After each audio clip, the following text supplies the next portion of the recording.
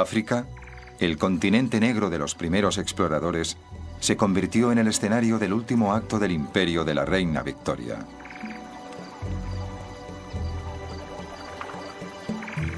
Siguiendo los pasos de misioneros como David Livingstone, las potencias de Europa llevaron a cabo una carrera brutal para conseguir más colonias, una carrera que sería conocida como la lucha por África.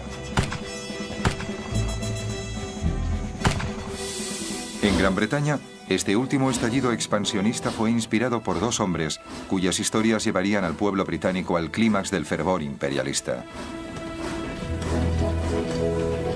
El primero, el general Charles Gordon, enviado en misión diplomática a un pobre país árabe, inició una cruzada personal para liberar a un pueblo oprimido. Su actitud desafiante llevaría a su reina y a su imperio a una guerra santa y a una búsqueda romántica pero violenta para imponer un nuevo orden mundial. El segundo, Cecil John Rhodes, empezó como un sencillo cultivador de algodón y se convirtió en el mayor creador imperial de su generación. Para financiar sus sueños de conquista se embarcó en una despiadada búsqueda de diamantes, oro y poder que le convertiría en el hombre más formidable y odiado de África. Ambos, Cecil Rhodes y Charles Gordon, ejemplificaron las virtudes y los vicios de su época. Llevarían a Gran Bretaña a nuevos niveles de gloria y expondrían el lado oscuro del imperio de Victoria. El Imperio Británico, el imperio de la reina Victoria, la lucha por África. A los 60 años, la reina Victoria seguía llevando los trajes de satén negro con encajes blancos que se puso por el luto de su querido esposo, el príncipe Alberto, que había muerto 20 años antes. Para sus 350 millones de súbditos repartidos por todo el mundo, ella era el símbolo divinizado del poder y prestigio británico, pero en el invierno de 1884 su imperio se enfrentó a una seria amenaza de una de las regiones más pobres y oscuras de la tierra, Sudán.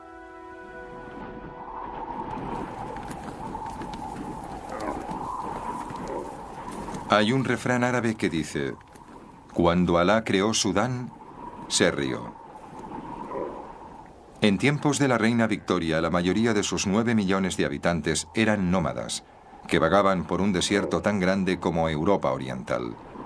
Sudán no tenía carreteras ni ferrocarriles y ni siquiera había sido cartografiado. De este desierto surgió un profeta, un predicador islámico que sería conocido por los árabes y más tarde por el mundo como el Mahdi, el esperado.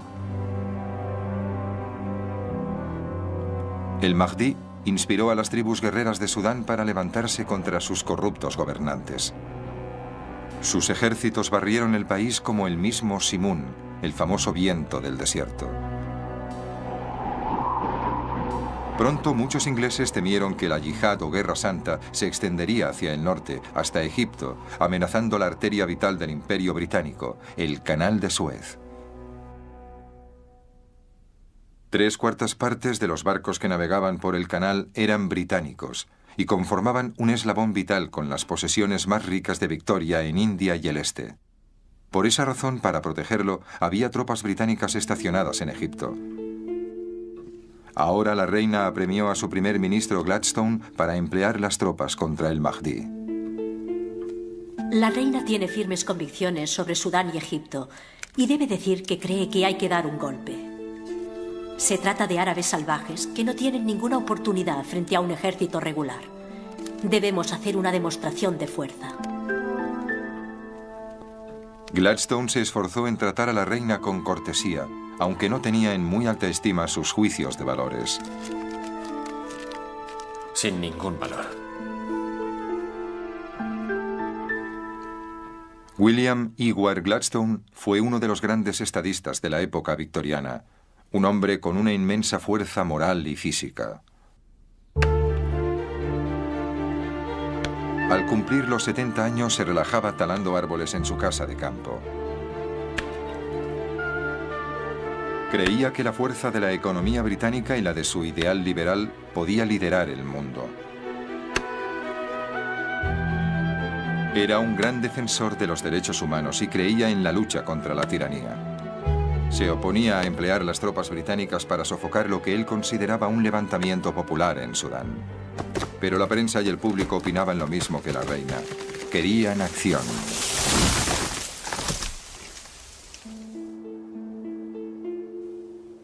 El gobierno de Gladstone decidió ganar tiempo. Propuso enviar a un alto oficial del ejército a Sudán para que informara de la situación. Para esta misión, eligió a uno de los héroes más populares de la época victoriana, el general Charles George Gordon.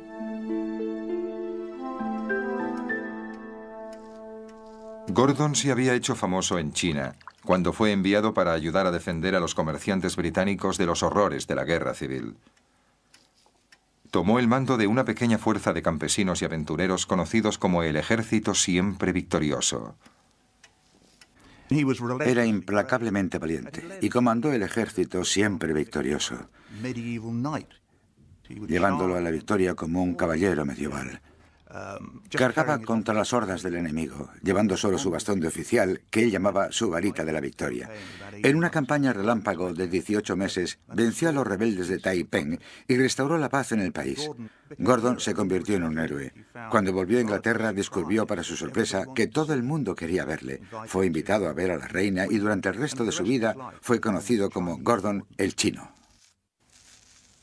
El emperador chino le había ofrecido a Gordon una fortuna para que se quedara. Este declinó la oferta. No tenía el menor interés por el dinero. En una época famosa por los excéntricos ingleses, Gordon era todo un personaje.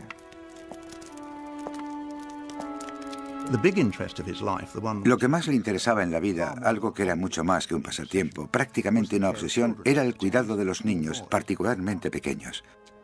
Buscaba niños hambrientos, durmiendo en portales, desollinadores, y los llevaba a su alojamiento, los lavaba, los vestía, los enviaba a la escuela, les daba dinero para sus gastos, se ocupaba de su educación y les encontraba un empleo.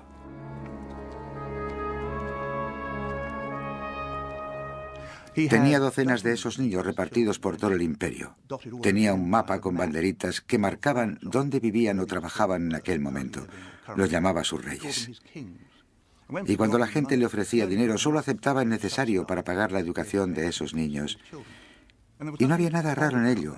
Nadie ha sugerido en ningún momento que el interés por esos niños estuviera motivado por otra cosa que no fuera la caridad cristiana. Era el arquetipo del varón cristiano de la época victoriana. Según todos los informes, Gordon era célibe y profundamente religioso. Donde quiera que fuera, se llevaba una Biblia y una generosa provisión de brandy. Desde la guerra en China, había comandado varias campañas en África. Tenía reputación de rebelde que con frecuencia desobedecía las órdenes. Este era el hombre que el gobierno británico había elegido para enviar a Sudán. La tontería más grande fue enviar a Gordon, que era como un alumno indisciplinado, el héroe de los muchachos. Probablemente también bebía en exceso. Un cristiano, según los criterios de Gladstone, extraordinariamente vulgar, renacido por el cristianismo, por así decirlo, cuando estaba sobrio. En una noche invernal de enero de 1885, importantes miembros del gobierno y del ejército esperaban en la estación londinense de Charing Cross. Se habían reunido para despedir al héroe en la primera etapa de su viaje hasta Jartum, la capital de Sudán.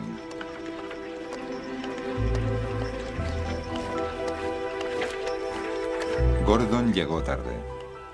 Había estado cenando con unos amigos y había perdido la noción del tiempo jugando con sus hijos. También había olvidado coger dinero. El secretario de Asuntos Exteriores se apresuró a comprarle el billete a Gordon. Los otros hurgaron en sus bolsillos para darle un reloj de oro y todo el dinero que llevaban encima. Uno de los generales intentó recaudar más dinero.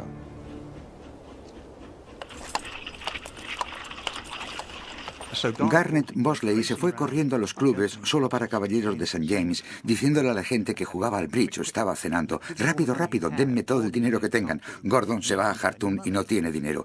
Esto provocaría celos, sospecho yo, entre los círculos más elegantes, porque enviaban a alguien con una misión muy delicada que ni siquiera se había molestado en ir al banco.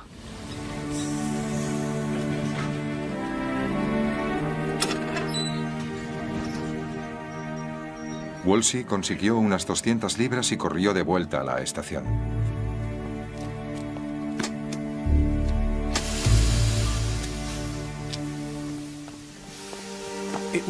En cierto modo, la noche que Gordon partió para Khartoum era una maravillosa estampa victoriana. El duque de Cambridge mantuvo abierta la puerta del vagón y Sir Garnet Bosley le subió el equipaje y todos le estrecharon la mano. Él subió al tren, cerró la puerta, la máquina dejó sonar su silbido y el jefe de estación agitó la bandera y el tren se puso en marcha, llevando a Gordon a su destino.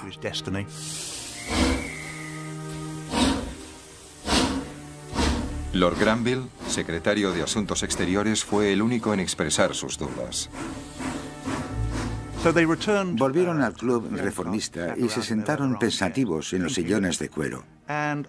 Lord Granville tenía una copa de brandy con la que jugueteaba y olía, y de pronto les dijo a sus colegas: me pregunto si no hemos cometido un espantoso disparate. Sus dudas eran compartidas por el cónsul británico en El Cairo. No es fácil tratar con un hombre que en los momentos de dificultad recibe sus instrucciones del profeta Isaías. Gordon había recibido 2 pliegos de instrucciones. Según el primero, debía ir allí, averiguar qué estaba pasando e informar si creía que podría sofocar la rebelión del Mahdi. Y según el otro, el caso de no ser posible, tenía que informar de cómo podrían ser evacuados los comerciantes europeos de Khartoum. Pero claro, cuando llegó, debido a que Gordon siempre hacía lo que quería, decidió hacer algo completamente diferente. Gordon se sintió consternado por lo que vio en Sudán. Hombres, mujeres y niños vagaban encadenados por el desierto con destino a los grandes mercados árabes de esclavos, donde los hombres eran castrados y vendidos como eunucos y las mujeres eran desnudadas y subastadas para servir en los harenes.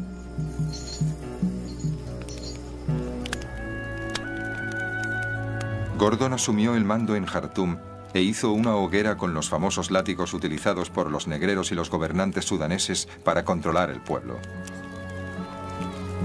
Estaba determinado a ser el salvador de los oprimidos sudaneses. He venido sin tropas, pero con la ayuda de Dios nos enfrentaremos a los males de Sudán. Pero antes, Gordon intentaría aliarse con el hombre al que debía enfrentarse, el Mahdi. Le envió un uniforme de gala, ofreciéndole su amistad personal si el Mahdi ponía fin a su guerra santa. Ahora Gordon sabría la clase de hombre con el que tenía que tratar. El Mahdi le devolvió el uniforme con una jiba, propia de las tribus del desierto, y una nota invitando a Gordon a convertirse al Islam y a unirse a su ejército.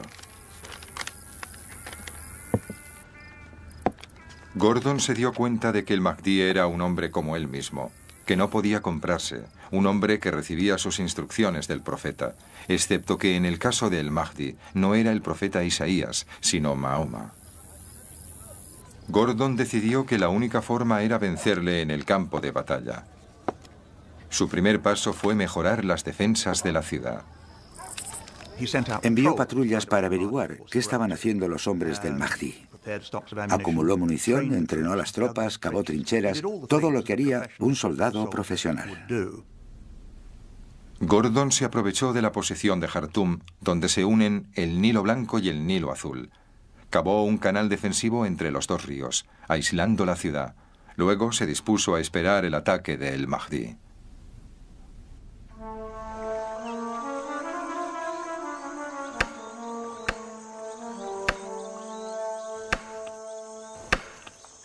Las fuerzas del Mahdi cortaron la única línea de telégrafo con el Cairo y se dispusieron a esperar a que el hambre obligara a la ciudad a rendirse.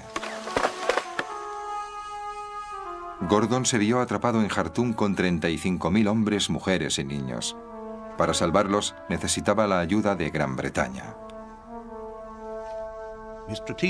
El objetivo estratégico era obligar al gobierno británico a enviar una fuerza para luchar contra el Mahdi, y pensaba conseguirlo resistiendo hasta que no tuvieran más opción que ir en su ayuda.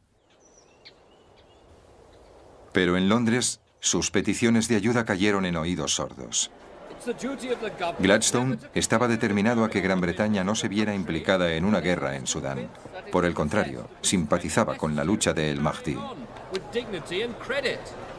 Gladstone sostenía que el imperio británico ya era demasiado grande y en todo caso debería reducirse, pero sobre todo era el jefe del gobierno y no permitiría que un general de los ingenieros reales medio loco, que había decidido apoderarse de una ciudad en pleno desierto contra cualquier probabilidad de éxito, le arrastrara a una guerra en el extranjero. No era parte de la política del gobierno. Gladstone le dijo al Parlamento: enviar tropas sería iniciar una guerra de conquista contra un pueblo que lucha por su libertad, y lo hace con toda razón.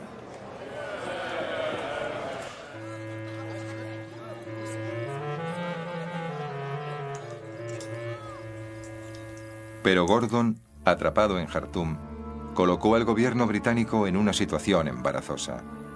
Después de todo, había sido idea suya enviar a Gordon a Sudán, y ahora que ese héroe excéntrico había captado la imaginación del público, no podían dejarlo allí a su suerte. Además, debían contar con la reina. Victoria compartía el miedo de su pueblo por la seguridad del general Gordon. Este gallardo guerrero parecía personificar las virtudes marciales y cristianas de su imperio. Le escribió a Gladstone: la reina tiembla por la seguridad del general Gordon. Si algo le ocurriera, los resultados serían terribles.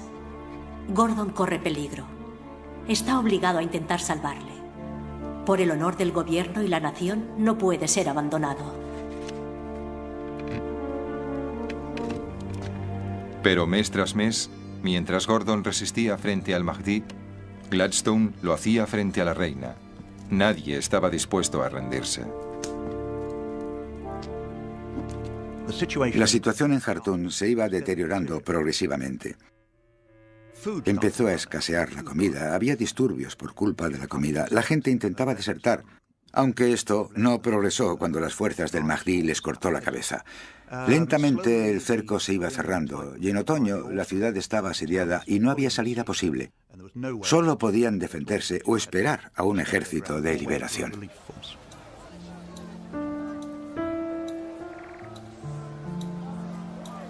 De la ciudad asediada salían informes que los barcos a vapor llevaban por el Nilo.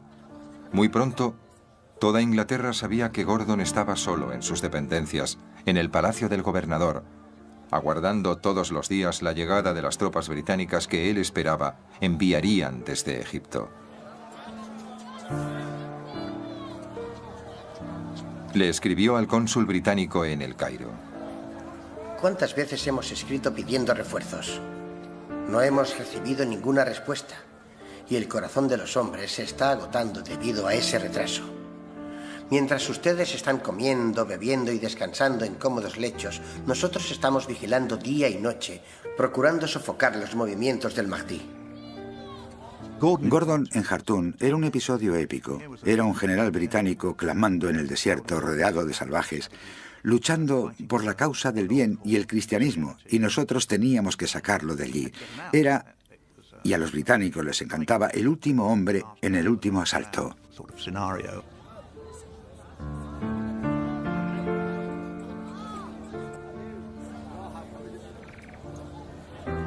El público ya consideraba a Gordon como un héroe, Gordon el chino, y aquí estaba de nuevo el héroe en África y el gobierno tenía que hacer algo al respecto. Gladstone se vio presionado por el público para hacer algo, enviar tropas para salvarlo.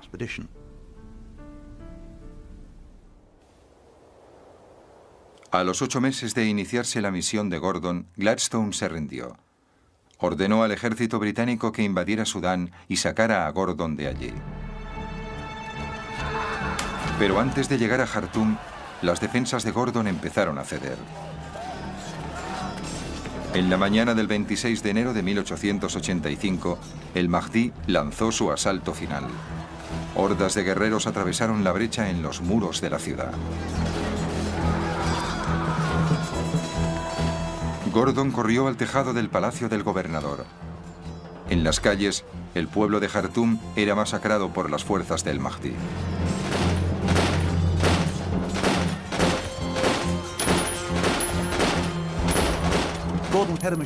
Gordon tenía una ametralladora en el tejado del palacio, un Gardner muy parecida a la Gatling.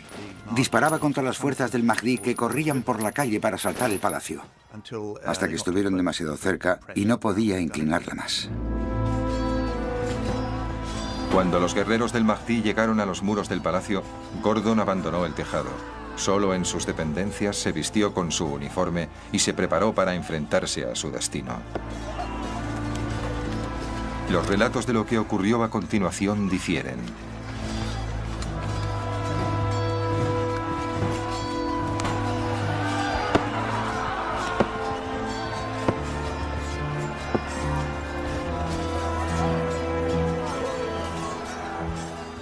En ese momento, las fuerzas del Mahdi ya habían matado a los soldados y estaban en los jardines del palacio y corrían hacia él. Según dicen, apareció en lo alto de las escaleras cuando llegaron los lanceros del Mahdi. Se enfrentaron. Para ellos tuvo que ser sorprendente ver por fin a Gordon, un hombre del que probablemente habían oído hablar tanto, el Diablo.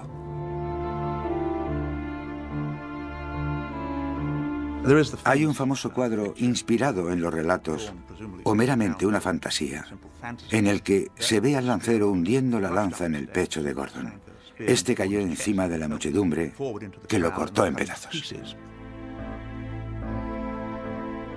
Este es el icono que rápidamente reprodujeron los artistas británicos y que se convertiría en el primer mártir cristiano del imperialismo. Los hombres que realmente le vieron morir, 40 años más tarde, les dijeron a los oficiales británicos en Sudán que murió en un pasillo disparando su revólver en una escaramuza. Pero es mejor, o si lo prefieren más cinematográfico, verlo allí, de pie, noble, distinguido, un héroe británico aceptando su destino. Más tarde, el mismo día, la cabeza de Gordon fue mostrada a uno de sus oficiales que había sido hecho prisionero. Luego, la colgaron en la horquilla de un árbol, donde los niños le tiraban piedras y excremento de camello. La reina consideró que Gladstone era personalmente responsable. Le escribió a su secretaria privada. El señor Gladstone y el gobierno tienen en su conciencia la sangre inocente, noble y heroica de Gordon. Nadie que reflexione en qué circunstancias fue enviado allí y le fue negado todo tipo de ayuda puede negarlo. Envió un furioso telegrama al primer ministro que iba en tren camino de Londres. Los cables de Victoria a sus ministros invariablemente eran codificados, pero no este. Este podía leerlo cualquier empleado de telégrafos y lo hizo con intención de que fuera una censura pública al hombre que había fallado al imperio y a su más grande héroe.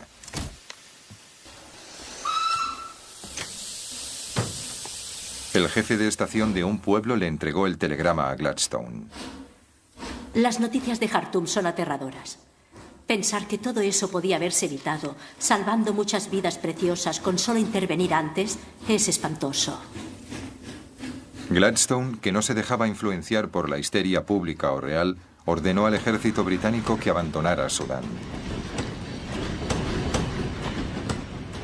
Pero Gladstone no había sabido juzgar el ánimo del pueblo y del Parlamento. La muerte de Gordon fatalmente debilitó a su gobierno. Perdió las siguientes elecciones. Para Gladstone fue un incidente terriblemente perjudicial. Gladstone no supo apreciar que alguien que para él solo era un general insubordinado, vulgar y poco de fiar, fuera considerado por la opinión pública británica y de hecho por la reina, no hay que olvidarlo, como un verdadero héroe de la época imperial.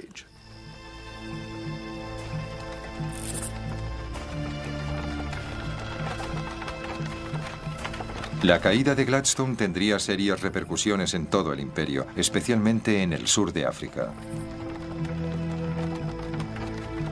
La falta de su influencia moral dejó libre el camino a un hombre que llevaría el imperio de Victoria por un sendero mucho más peligroso. Cecil John Rhodes había llegado a Sudáfrica a los 17 años para trabajar en la hacienda algodonera de su hermano. No había nada que distinguiera a Rhodes de miles de emigrantes británicos que dejaban la madre patria para hacer fortuna en las colonias británicas. Pero este joven, hijo de un clérigo, dedicaría gran parte de su vida a ampliar el dominio británico, convirtiéndose en el hombre más peligroso del imperio de la reina Victoria.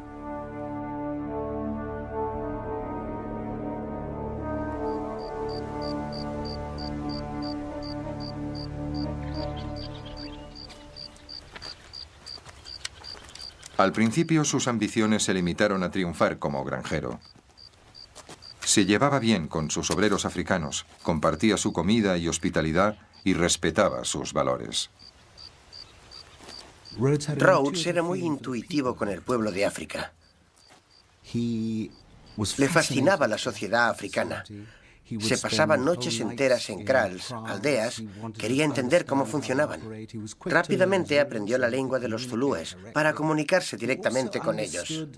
También comprendió el valor que daban los africanos a la confianza de una persona y fue objeto de burla por parte de los otros granjeros porque pagaba a sus obreros por adelantado. Eso era visto por la gente que trabajaba para él como un signo de confianza y, claro, afianzaba su lealtad. Pero Rhodes pronto perdió el interés por la granja. Su llegada a África había coincidido con un decisivo descubrimiento a 750 kilómetros de distancia, en una remota alquería conocida como Colesburg Kopje.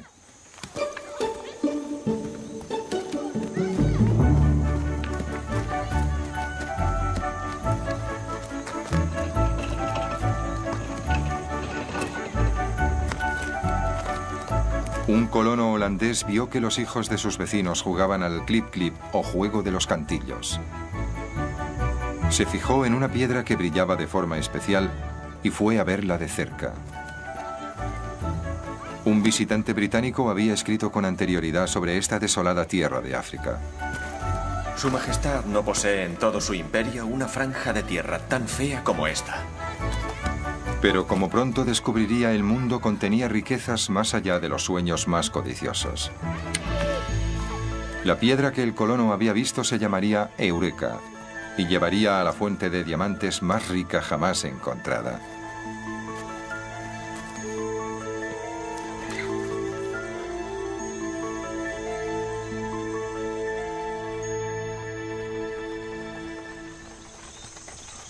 Rhodes lo abandonó todo. Hizo el equipaje y se sumó a la fiebre de los diamantes. La alquería Colesburg Kopje pronto se convertiría en la ciudad de Kimberley. Matones de las minas de oro de California y Australia convivían con veteranos de la Guerra de Secesión Americana, aristócratas ingleses e inmigrantes de los guetos de Europa. Todos atraídos por un agujero en la tierra que cada día era más grande. Para estos hombres, Kimberley les prometía riqueza inmediata, pero a un precio. Kimberley era un lugar indescriptible. El ruido, el polvo, el calor. Pueden imaginar esta colonia de 40.000 personas en pleno desierto. El polvo de las excavaciones se veía a 15 o 20 kilómetros de distancia.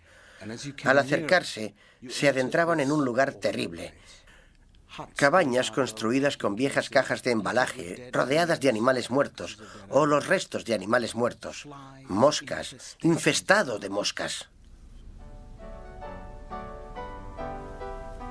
El salvaje oeste era un lugar tranquilo comparado con Kimberley. Aquí había un bar para cada 16 hombres, y los tiroteos eran algo cotidiano. Pero Rhodes prosperó como buscador de diamantes. En menos de un año escribió a su madre diciéndole que ganaba unas 100 libras a la semana, lo suficiente para convertirlo en uno de los jóvenes más ricos de Inglaterra.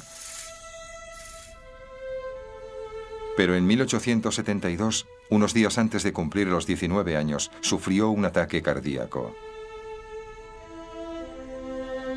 Los médicos le dijeron que el ataque había sido leve, pero Rhodes sabía que a partir de entonces mantendría una carrera contra la muerte. Eligió una curiosa forma de convalecencia. Un viaje épico por la sabana africana. Algunos creen que durante este viaje, Rhodes acrecentó su gran amor y desarrolló su gran plan para África. Muchos estudiosos han dicho que esos 9 meses que Rhodes pasó viajando por África en una carreta tirada por bueyes hasta llegar al territorio de los Boers tuvo un efecto increíble en él. Rhodes escuchó miles de historias de cazadores sobre el interior de África. Y yo creo que fue durante ese viaje que consideró sus primeras ideas de un África alcanzable, lista para ser tomada.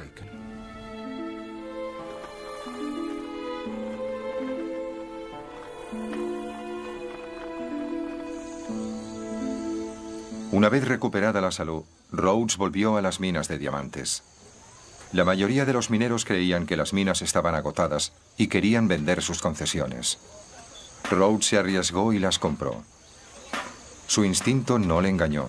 Bajo la primera capa de diamantes había otra, incluso más rica.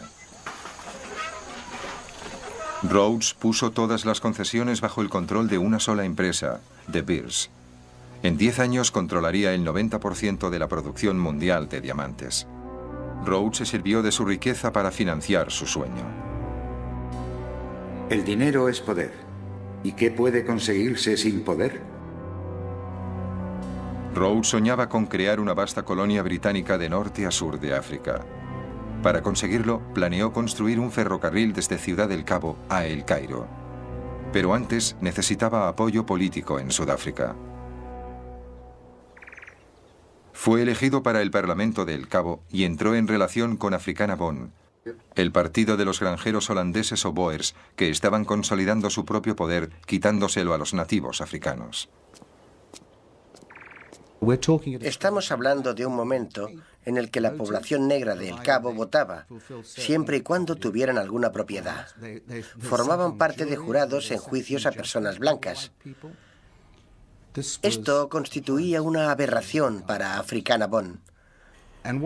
Y Rhodes estableció una íntima alianza con ellos. Rhodes, que antes había presumido de su falta de prejuicios, pronunció un discurso en el nuevo Parlamento de El Cabo. ¿Acaso este Parlamento cree que es correcto que hombres en estado salvaje tengan derecho al voto? Hay que tratar a los nativos como un pueblo subyugado. Ser sus señores. Los nativos deben ser tratados como niños sin derecho al voto. Tras el discurso de Rhodes, la ley cambió. En Sudáfrica se retiró el voto de todos los africanos nativos, menos de un puñado. Rhodes, durante toda su carrera, no dejaba de cambiar las piezas en el tablero. Consideremos las minas de diamantes. Si nos remontamos al principio de su historia, la población negra era propietaria de concesiones, competía con los blancos. Lo que Rhodes quería era disponer de una mano de obra negra de confianza y permanente, encerrada en asentamientos, sin que se les permitiera salir, siendo inspeccionados cada vez que salían de las minas. Y la necesidad de una mano de obra controlada llevó a Rhodes a las políticas más racistas. La carrera de Rhodes no tiene sentido en términos políticos. Pero si se considera en términos económicos, sí lo tiene. Las alianzas que firmaba eran para conseguir beneficios y hacer negocios, y eso es indiscutible.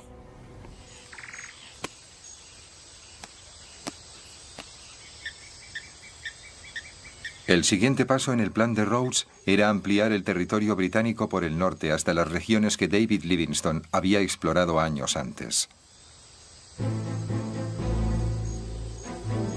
Pero en su ruta se encontraba el imperio de los Matabele, el pueblo de los escudos largos, una de las naciones guerreras más formidables de África.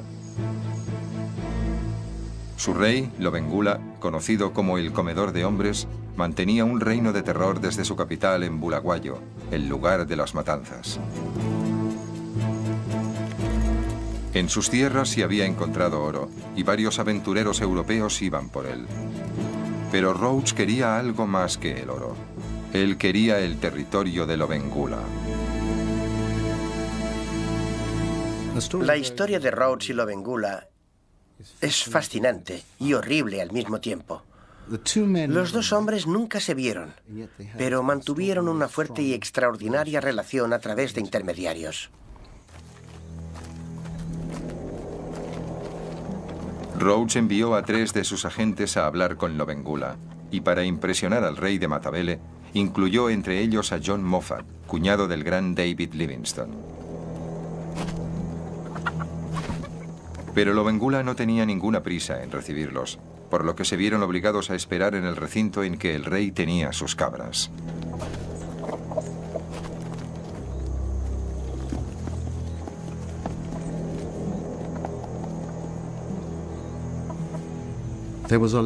Fue una larga espera para los emisarios de Rhodes.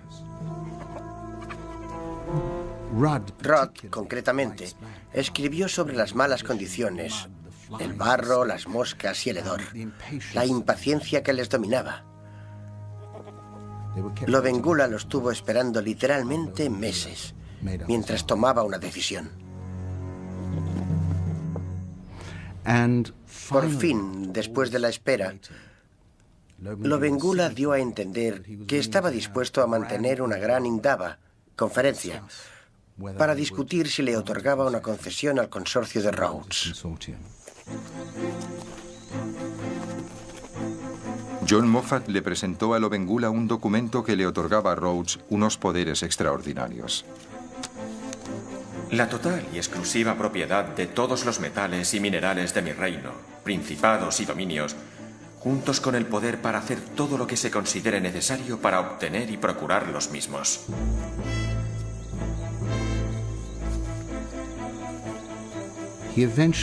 Firmó un documento bien entendido que solo otorgaba a la empresa de Rhodes los derechos de prospección para que sus hombres excavaran 10 agujeros en su territorio. Lo que de hecho había firmado Lobengula equivalía a la venta de su país.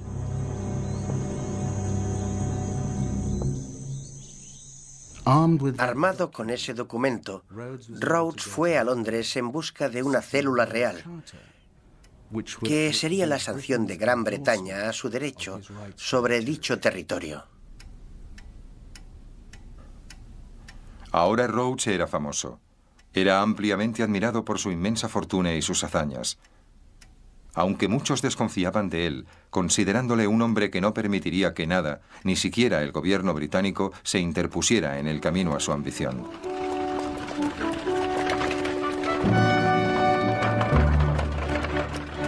La reina sentía curiosidad por el poderoso súbdito.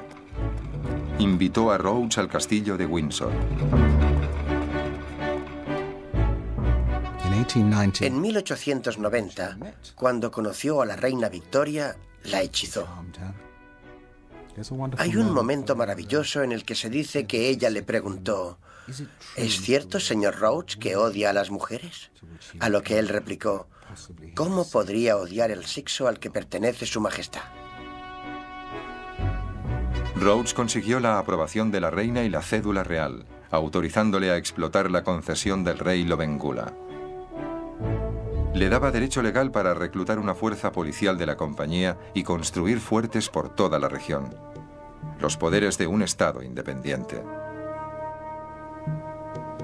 Pero Rhodes aún necesitaba sojuzgar el poder de Lobengula. Para conseguirlo llamó a su mejor amigo, el doctor Leander Starr Jameson, jugador, aventurero y un cruel oportunista.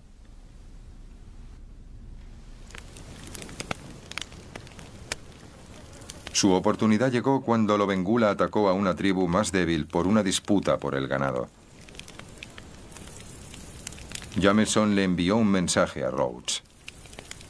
Tenemos la excusa de una disputa por unas mujeres y niños asesinados, y si consiguiéramos las tierras de Matabele, tendríamos un gran potencial en acciones. Jameson reclutó una fuerza de 1.400 mercenarios blancos. A cada hombre le prometieron 2.400 hectáreas de las tierras de Lobengula y 15 concesiones para buscar oro. Cuando Rhodes y Jameson decidieron que había llegado el momento de apropiarse de las tierras de Matabele, la clave, el arma clave para ello, fue la ametralladora Maxim. Se trataba de un arma que disparaba 60 balas por segundo. Nunca había sido utilizada en el campo de batalla. Es extraordinario que una empresa, una corporación, poseyera el arma más secreta, por así decirlo, del ejército británico. Pero Rhodes tenía ametralladoras Maxim. Los Matabele contaban principalmente con lanzas y porras. El resultado fue devastador.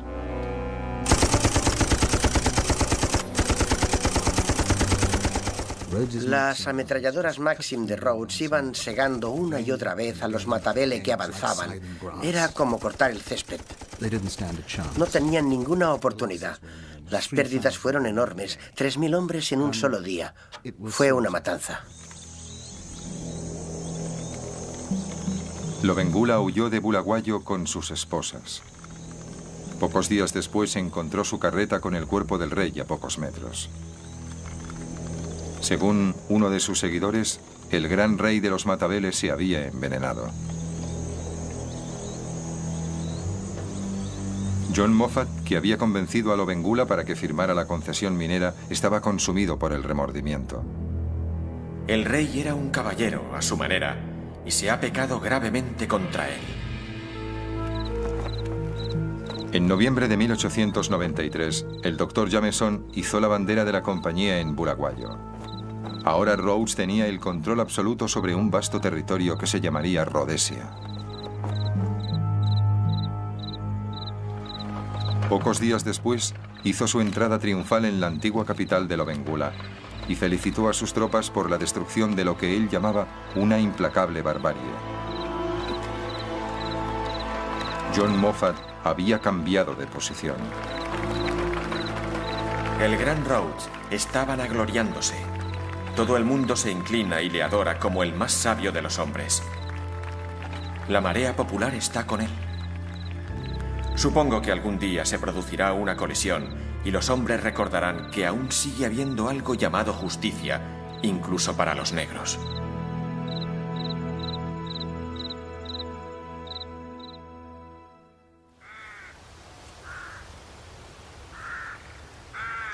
La recompensa de Rhodes fue ser elegido primer ministro de la colonia de El Cabo. Compró una casa en las laderas del Monte Mesa, con vistas al Océano Índico y al Atlántico. Aquí se rodeó de sus amigos varones y los instruía con sus teorías religiosas y raciales. Es evidente que los blancos han vencido en la lucha por la existencia. Y de la raza blanca, los hombres de habla inglesa han demostrado ser los instrumentos más indicados del plan divino para extender la justicia, la libertad y la paz por la mayor superficie posible del planeta. Por ello, dedicaré el resto de mi vida al propósito de Dios y le ayudaré a conseguir que el mundo sea inglés. Rhodes era el dueño de todo lo que podía ver, pero quería más. Su codicia por el poder pronto llevaría al imperio de Victoria a sus horas más oscuras.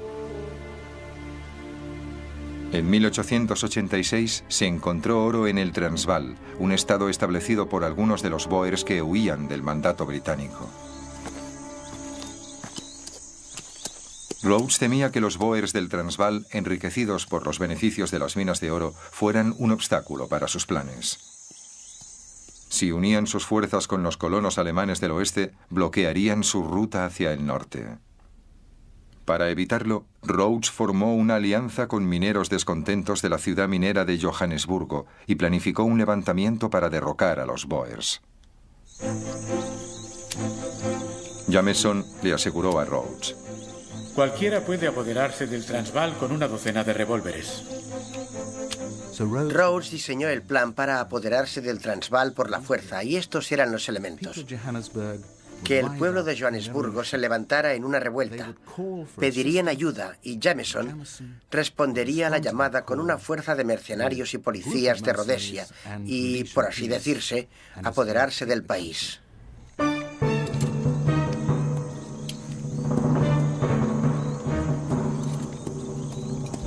La prometida revuelta no se materializó, pero Jameson continuó con el plan. Llegó al Transvaal al mando de sus hombres, pero los Boers los estaban esperando. Dejaron que los invasores avanzaran hasta que los rodearon y entonces los fueron matando con asesina precisión.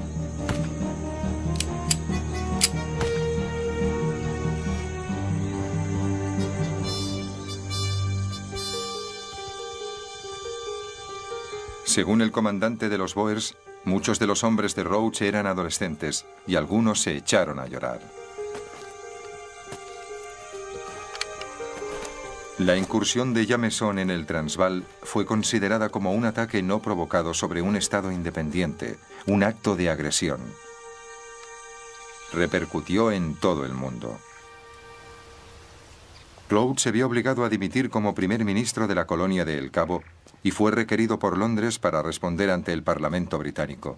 Pero no tenían nada que temer. En Gran Bretaña, la opinión pública era claramente anti-Boer. La reina expresó el sentir popular en una carta a su hija. Los Boer son un pueblo horrible, cruel y despótico. Rhodes había llevado a Gran Bretaña a un camino muy peligroso. Sus métodos violentos y sin escrúpulos provocaron una reacción que conmocionó al imperio hasta la médula, y en un momento en el que la reina se preparaba para celebrar las glorias y triunfos de su reinado.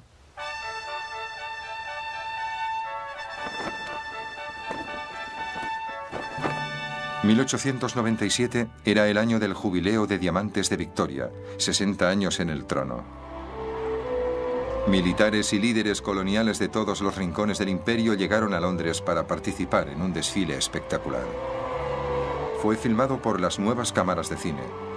La pequeña mujer bajo la sombrilla gobernaba una quinta parte de la población del planeta. Ha sido un día inolvidable. Creo que nadie ha recibido una ovación como la que me han dedicado a mí. Los vítores eran ensordecedores y todas las caras parecían resplandecer de alegría. Pero la alegría pronto se convertiría en desilusión cuando soldados que habían desfilado por las calles de Londres fueron enviados a luchar en la guerra en Sudáfrica. Los británicos enviaron un ejército para realizar lo que Rhodes no había conseguido, poner fin a la independencia de los Boers. La guerra de los Boers empezó un año después del jubileo de la reina. Los británicos creían que sería una campaña breve y gloriosa, pero los Boers estaban bien armados.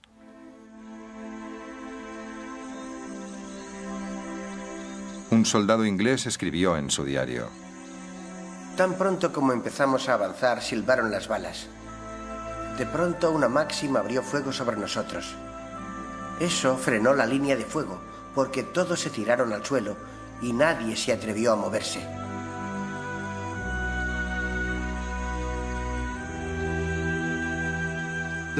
Los británicos fueron a la guerra en Sudáfrica muy mal preparados para ese tipo de contienda. La mayoría de los generales que lucharon contra los Boers estaban acostumbrados a un enemigo que luchaba con lanzas. Fue una sorpresa para ellos. Hubo casos en los que se rindieron. La gente no podía soportarlo más. Tiraban las armas y echaban a correr. Hubo gritos de cobardía.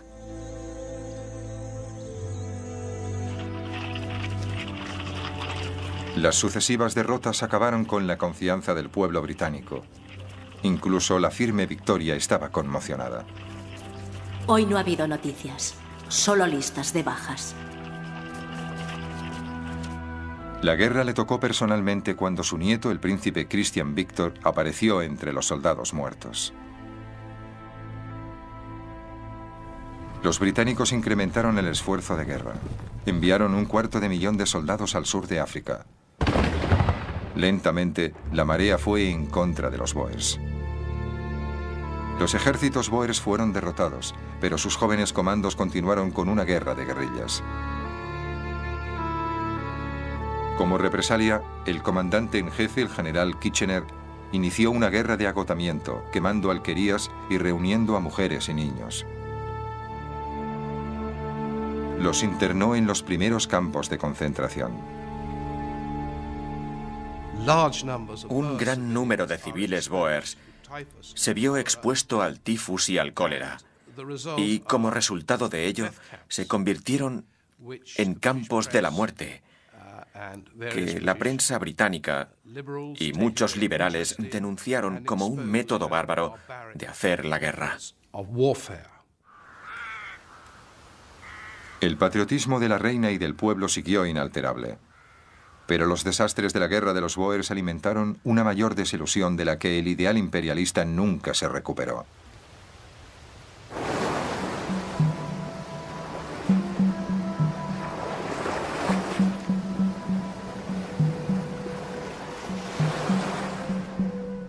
Cecil Rhodes, el hombre que había hecho más que nadie para iniciar esta guerra, aún tenía que luchar una última batalla. El estado de su corazón le dificultaba la respiración. Fue llevado a su pequeña casa en la costa con la esperanza de que la brisa del mar aliviara su angustia.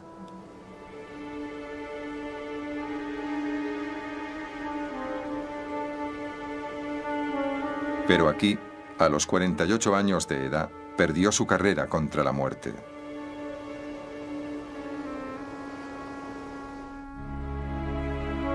Había dejado escrito que quería ser enterrado en Rhodesia, en un lugar que él llamaba la vista del mundo. Su tumba fue marcada no con una cruz, sino con una enorme piedra. Era, en palabras del alto comisionado británico, un lugar pagano, siniestro y embrujado.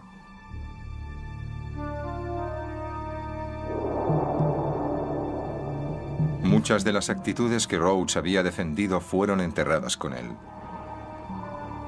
La era de Victoria había terminado, y con ella el incuestionable imperialismo que había representado.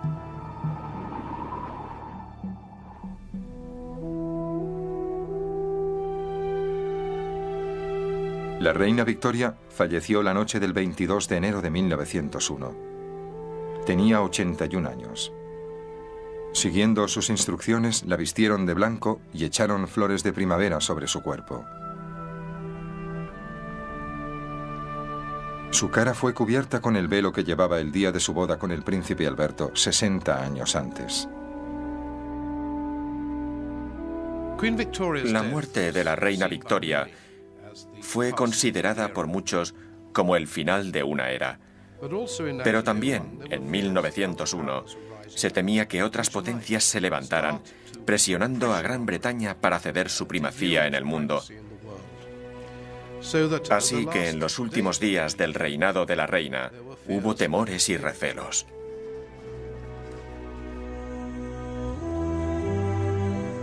Rhodes había ampliado en exceso el imperio. Las repúblicas bóers que él había obligado a Gran Bretaña a conquistar pronto obtuvieron la independencia.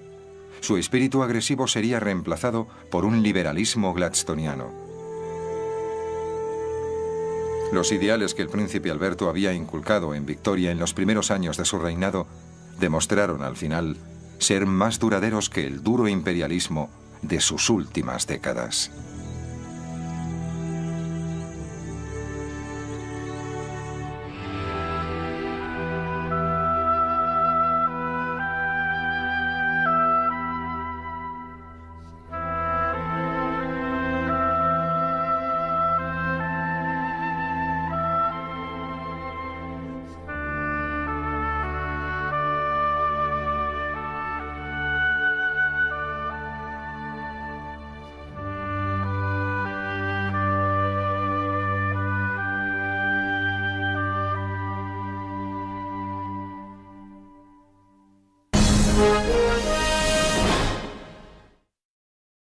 Los trajes de satén negro con encajes blancos que se puso por el luto de su querido esposo, el príncipe Alberto, que había muerto 20 años antes.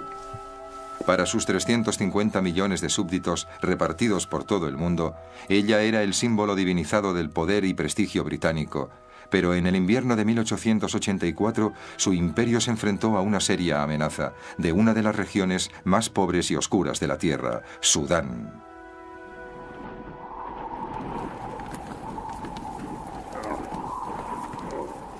Hay un refrán árabe que dice: cuando Alá creó Sudán, se rió. En tiempos de la reina Victoria, la mayoría de sus 9 millones de habitantes eran nómadas, que vagaban por un desierto tan grande como Europa Oriental. Sudán no tenía carreteras ni ferrocarriles y ni siquiera había sido cartografiado. De este desierto surgió un profeta, un predicador islámico que sería conocido por los árabes y más tarde por el mundo. No tienen ninguna oportunidad frente a un ejército regular. Debemos hacer una demostración de fuerza. Gladstone se esforzó en tratar a la reina con cortesía, aunque no tenía en muy alta estima sus juicios de valores. Sin ningún valor. William Ewart Gladstone fue uno de los grandes estadistas de la época victoriana, un hombre con una inmensa fuerza moral y física. Al cumplir los 70 años se relajaba talando árboles en su casa de campo. Creía que la fuerza de la economía británica y la de su ideal liberal podía liderar el mundo. Era un gran defensor de los derechos humanos y creía en la lucha contra la tiranía. Se oponía a emplear las tropas británicas para sofocar lo que él consideraba un levantamiento popular en Sudán. Pero la prensa y el público opinaban como el Mahdi, el esperado. El Mahdi inspiró a las tribus guerreras de Sudán para levantarse contra sus corruptos gobernantes. Sus ejércitos barrieron el país como el mismo Simun, el famoso viento del desierto. Pronto muchos ingleses temieron que la yihad o guerra santa se extendería hacia el norte, hasta Egipto, amenazando la arteria vital del Imperio Británico, el Canal de Suez. 3/4 partes de los barcos que navegaban por el canal eran británicos y conformaban un eslabón vital con las posesiones más ricas de Victoria en India y el este. Por esa razón, para protegerlo, había tropas británicas estacionadas en Egipto. Ahora la reina apremió a su primer ministro Gladstone para emplear las tropas contra el Mahdi. La reina tiene firmes convicciones sobre Sudán y Egipto y debe decir que cree que hay que dar un golpe. Se trata de árabes salvajes que no... Y a su imperio, a una guerra santa y a una búsqueda romántica pero violenta para imponer un nuevo orden mundial. El segundo, Cecil John Rhodes, empezó como un sencillo cultivador de algodón y se convirtió en el mayor creador imperial de su generación. Para financiar sus sueños de conquista se embarcó en una despiadada búsqueda de diamantes, oro y poder que le convertiría en el hombre más formidable y odiado de África. Ambos, Cecil Rhodes y Charles Gordon, ejemplificaron las virtudes y los vicios de su época. Llevarían a Gran Bretaña a nuevos niveles de gloria y expondrían el lado oscuro del imperio de Victoria. El Imperio Británico, el imperio de la reina Victoria, la lucha por África. A los 60 años, la reina Victoria seguía llevando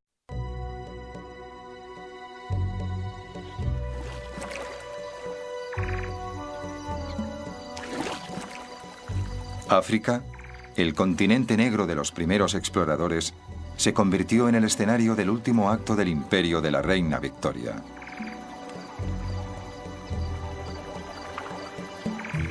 Siguiendo los pasos de misioneros como David Livingstone, las potencias de Europa llevaron a cabo una carrera brutal para conseguir más colonias, una carrera que sería conocida como la lucha por África. En Gran Bretaña, Este último estallido expansionista fue inspirado por dos hombres cuyas historias llevarían al pueblo británico al clímax del fervor imperialista.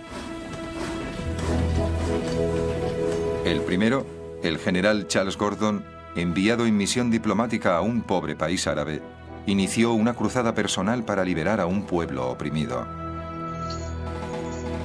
Su actitud desafiante llevaría a su reino